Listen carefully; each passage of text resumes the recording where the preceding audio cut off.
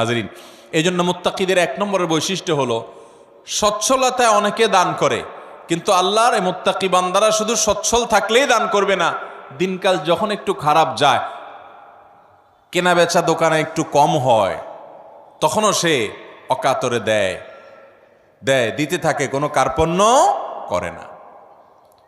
তাহলে এই বৈশিষ্ট্যটা আমাদের, যার মধ্যে যতটুকু ঘাটতি আছে, এই মাহফিল থেকে, মজলিস থেকে আসুন মনে মনে নিয়ত করে নেই যে ইনশাআল্লাহ এখন থেকে আল্লাহ তাআলা আমাকে যতটুকু তৌফিক দিবেন ওখান থেকে আমি কিছু আল্লাহর রাস্তায় দান করব, আল্লাহকে খুশি করবার জন্য দিব। এবং যখন আমদানি ইনকাম অনেক ভালো তখনও দিব, যখন ইনকাম নাই একেবারে টানাটানি আছে ওখান থেকে একটু বাঁচিয়ে হলেও দিব।